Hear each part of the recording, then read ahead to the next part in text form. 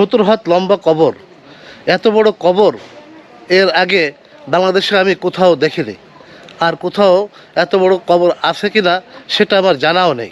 এই জায়গায় এসে উনি দাঁড়িয়ে যান, ওনার পা আর ওঠে না। তখন উনি বললেন যে এই জায়গাটায় একটা পবিত্র মানুষের, একজন আল্লাহ আল্লাহ ব্যক্তির কবর রয়েছে। কেন গোসল মাসল করতে আসি হয়তো সব করতো, তার বাচ্চা টাচ্চা হ্যাঁ মারা টারা যাইতো, ঠিক পাইতো না। পরে স্বপ্ন দেখানির পরে আম্মা কবর বান্ধি দি মানুষ মান্য টান্ন দেয় কেনে সিন্নি সাল্লাত করে। দর্শক বন্ধুরা, আসসালামু আলাইকুম, সকলকে শুভেচ্ছা জানাচ্ছি নতুন ব্লগে। দর্শক, আজ যাচ্ছি 70 হাতের একটি কবর দেখতে, যে কবরটি রহস্যময় একটি কবর। এই কবরটি হচ্ছে যে কুষ্টিয়া সদর উপজেলা আরামপুর ইউনিয়নের দহখোলা গ্রামে। আমরা সেই কবরটি দেখতে যাচ্ছি। সাথে আছেন শফিক ভাই সহ আরও বেশ কিছু আমাদের সহকর্মীরা, তারা কিন্তু এই কবরটি দেখতে যাচ্ছেন। আমরা কিন্তু চলে এসেছি সেই 70 হাত কবরের কাছে। আর এই দেখতে পাচ্ছেন যে এই যে জঙ্গল বা জঙ্গলের যে পথটি, এই পথটিতে যেতে হয় 70 হাত কবরের কাছে। এই দেখুন, এই যে সেই কবর, ওই যে সেই কবর, সেই কবরটিকে আপনাদেরকে দেখানোর চেষ্টা করব। দর্শক, আমার পেছনে দেখতে পাচ্ছেন সেই রহস্যময় কবরটি, যে কবরটির সঠিক ইতিহাস কিন্তু এলাকাবাসী কেউই বলতে পারেননি। সবাই কথা বলেন ধারণা মতে, এবং সবাই অজ্ঞাত অনুসারে এই কবরটিকে অনুমান করেন। আমি দাঁড়িয়ে আছি সেই কবরটির সামনে। অনেকে বলেছেন যে এটি মুসা সাল্লাল্লাহু আলাইহি সাল্লামের সময়ের একটি কবর। যিনি মারা গেছেন তিনি একজন দরবেশ, ইসলাম প্রচারের জন্য তিনি যাচ্ছিলেন। এই আমার পাশে দেখতে পাচ্ছেন যে একটি পুকুর, এখানে সে ছিল একশো নদী। সেই নদী থাকা অবস্থায় নৌকায় করে তিনি নাকি যাচ্ছিলেন ইসলাম প্রচার করতে। সে সময় তিনি এই নদীতে নাকি মারা যান, এখানে তাকে কবর দেওয়া হয়। এছাড়া রয়েছে নানা কিংবদন্তি ঘটনা। কবরটি সম্পর্কে আমি যতটা জানতে পেরেছি, যে আগে এই বাড়ির কথা বলে এখানে একসময় বাড়ি ছিল না। এই সাইড দিয়ে যে জলাটা দেখছেন, এটা নদী ছিল। জাহাজ, স্টিমার, নৌকা, লঞ্চ এদিক দিয়ে যাতায়াত করতো। ভারতের সঙ্গে কলকাতার সঙ্গে যোগাযোগ ছিল এই নদীটা। কাছের খোল থেকে উঠে এসে এখানে বাড়ি করে। বাড়ি করার পর দীর্ঘদিন বসবাস করার পরে তারপরে দেখছে যে ওনাদের বাড়িতে বিপদ আপদ লেগেই থাকে। অসুখ বিসুখ, বিপদ আপদ, বালা মুসিবত একের পর এক লেগেই থাকে। কেন করে? ড্রেন টেনের আশ্রয় অনেক সময় ঢেলাঢেলি মারে বলে বাড়িতে। এনারা তখন এটা বিভিন্ন তদবির করেও ভালো হয়। তখন ওনারা আমাদের এই গ্রামেই ইসাহাক কারিগর নামক এক কারিগর আছে, তার কাছে যায়। তার কাছে গেলে পারে উনি বলে যে আমাদের তো সম্ভব না, এটা হচ্ছে রানাকড়িয়া খলিল শেখ আছে, খলিল শেখের কাছে আপনারা যান। খলিল শেখ ওই রানাকড়িয়ার পীর শেখ, ওনার অনেক ভক্তবিন্দু আছে ওখানে, দরবার শরীফ। উনি গেলে, ওনার কাছে গেলে পারে উনি তখন বলেন যে এটা আমার চেয়ে একজন বড় আল্লাহওয়ালা আছে, তিনার কাছে যান। তিনি কোথায়? বললেন তিনি মাগুরাতে আছেন। মাগুরায় সে পীর সাহেবের নাম হচ্ছে সৈয়দ আবু বকর সিদ্দিক রহমতুল্লাহ আলাইহি। উনি মারা গেছেন। ওনাকে এনারা ওখানে যান, ওখানে যে ওনাকে ডেকে নিয়ে আসেন। ডেকে নিয়ে এসে উনি এসে বাড়ির চারপাশ উনি ঘোরেন। ঘুরতে এই জায়গায় এসে উনি দাঁড়িয়ে যান, ওনার পা আর ওঠে না। তখন উনি বললেন যে এই জায়গাটায় একটা পবিত্র মানুষের, একজন আল্লাহ আল্লাহ ব্যক্তির কবর রয়েছে।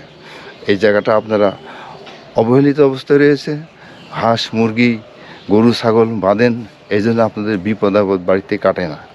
আপনারা এই কবরটাকে সংরক্ষণ করেন, সযত্ন করেন, আপনাদের বিপদ আপদ কেটে যাবে। তারপর ওনারা তখন ওনার কথা মতো এই জায়গাটায় এই সযত্ন করার লক্ষ্যে কবরটা বেঁধে দেন। উনি বলেন যে এখানে যে কবরটা আছে, যিনি শায়িত হয়েছেন, ইনি ইসলাম প্রচারের জন্য পশ্চিমা দেশ থেকে আসেন। বিভিন্ন দেশে ইসলাম প্রচার করতে নৌকা যোগে নদীপথে আসতেই, নদীপথে ওনার এখানে মৃত্যু হয়। মৃত্যু হলে তখন তার এই ভক্তবিন্দু যারা ছিল, তারা বললো এখানেই তাকে দাফন কাফন করে রেখে যায়, যতটুকু আমরা শুনেছি আর কি। আর এই কবরের ইতিহাস নিয়ে রয়েছে নানা কিংবদন্তি, অর্থাৎ এখানে যাকে সমাহিত করা হয়েছে তার পরিচয় নিয়েও রয়েছে নানা কৌতূহল, নানা মত। মাগুরা পীর সাহেব বলে গেলেন যে ওনার নাম সম্ভবত কাবরুল আজনবী দরবেশ। কথিত আছে যে হয়তো মুসা আলাইহিস সালাম জামানার একজন উম্মত ছিলেন। তিনি 70 হাত লম্বা ছিলেন। তার কথা মতো এই 70 হাত কবরটা বেঁধে দিয়েছেন না এনারা এখানে। এরপর থেকে এনারা কবর বাঁধার পরে এনাদের বিপদ আপদ বালা মুসিবত সব কেটে যায়। ওরা এখন সুন্দর সুহালে ওনারা বসবাস করতেছেন। আপনাদেরকে দেখায় দেখুন যে এই যে সতরহাট কবরটি, এই কবরটি কিন্তু আসলে কখনকার কবর, কার কবর সেটা কিন্তু কেউ সঠিকভাবে বলতে পারেননি।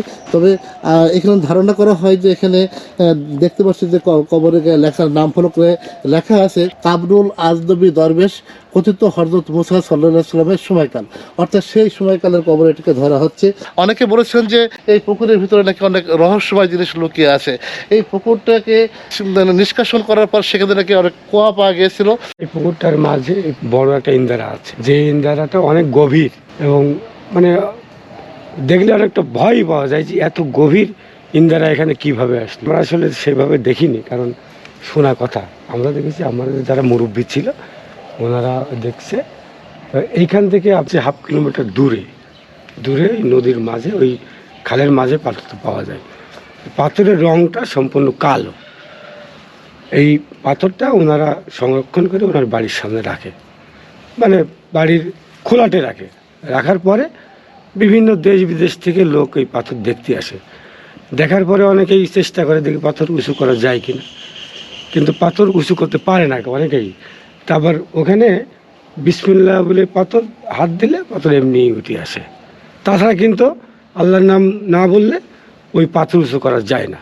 আমরা নিজেরা দেখেছি এবং উঁচু করেছি। 10-15 বছর আগে ওই পাথরটা চুরি হয়ে নানা মানুষ নানাভাবে এই কবরের কথা উপস্থাপন করেছেন বা জানিয়েছেন। ওই আগেকার আউলিয়া দরবেশ একটা আগেকার মানুষই বলে এরকম বড় বড় ছিল, তাই আমরা কিছু জানি না। আমার এই আপু গল্প করে তাই আমরা শুনেছি। যারা কবর ছিল কেউ জানতো না, আমার এই আপুরা না জানার কারণে একদিন মানে কেন গোসল মাসল করতে আসি হয়তো সব করতো, তার বাচ্চা টাচ্চা হ্যাঁ মারা টারা যাইতো, ঠিক পাইতো না। পরে স্বপ্ন দেখানির পরে আম্মা কবর বান্ধি দি মানুষ মান্নত টান্নত দেয়, কেনে চিন্নি সাল্লাত করে।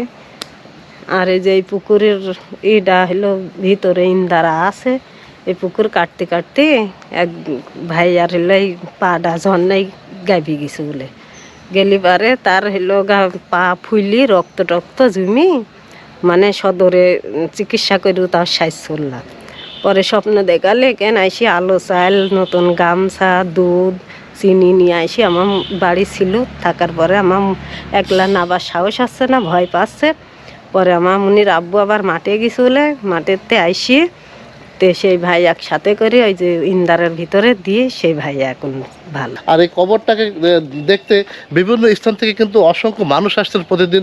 পাশাপাশি কবরটি দেখে অনেকে মনে করেন যে এটি পীর আউলিয়া বা কোনো দরবেশের কবর, সেটাকে মনে করে কিন্তু অনেকে এখানে মান্যত করতে আসেন।